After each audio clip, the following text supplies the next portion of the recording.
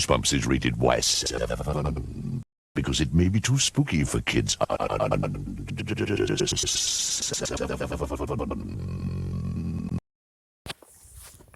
Hello, Goosebumps fans. The previous one I did actually got me to thinking, so let's do this.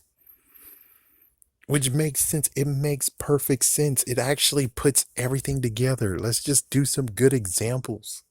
So, the books I'm going to mention, which in case if you're like, oh God, spoilers, it's like, yes, I know, but it just in case for everyone who actually don't want to hear this, good idea to steer clear because, well, we're talking about Monster Blood, we're talking about Scarecrow Walks at Midnight. We might even be talking about Beware the Snowman, Be Careful What You Wish For, and is that another one? And all the dummy books. Yeah, basically all the dummy books too, but that one's less of a spoiler detail. Anyways, here we go.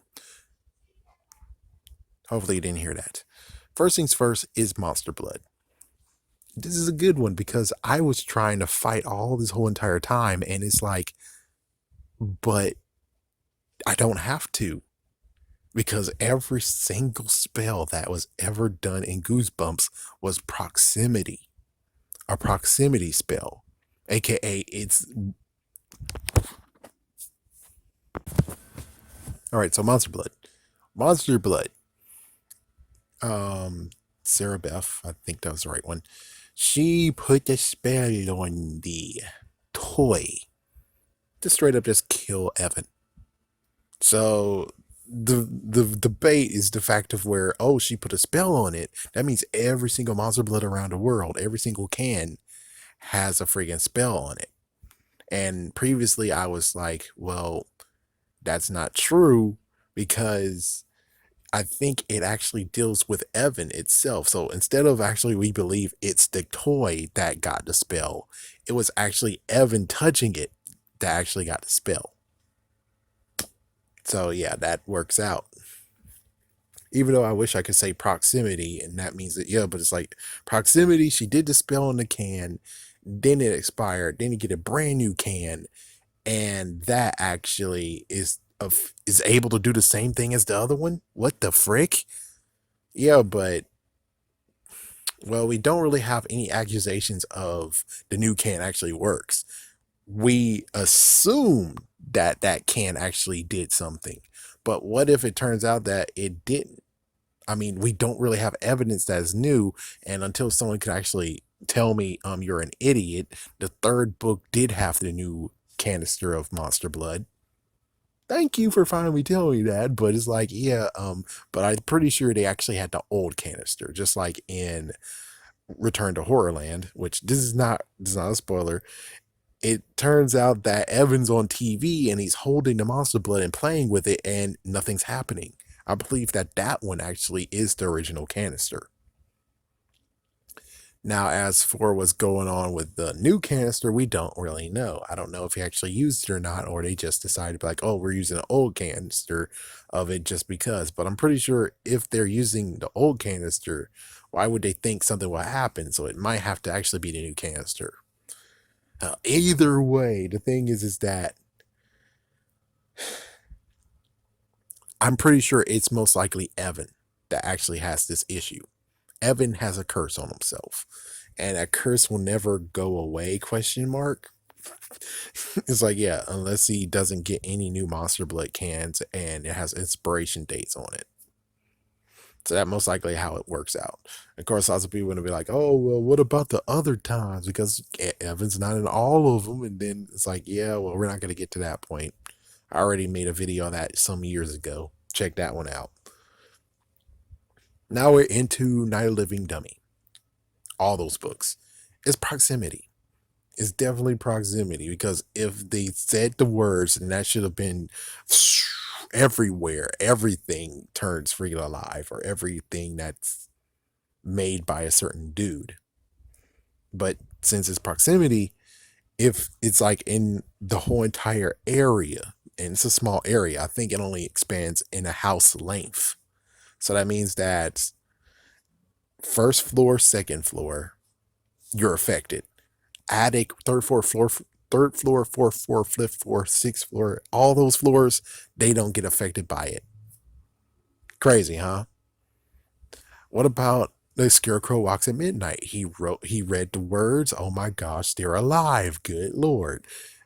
I'm pretty sure they're a place of a farm. So I'm pretty sure there's more farm areas around them. How comes the other ones around the freaking farms, everywhere else farms, didn't get that?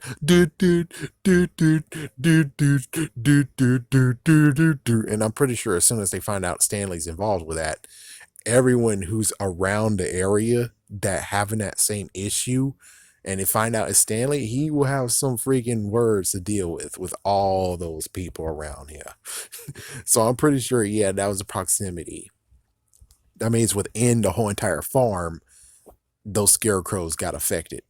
There's no other scarecrows outside the farm that actually got the spell.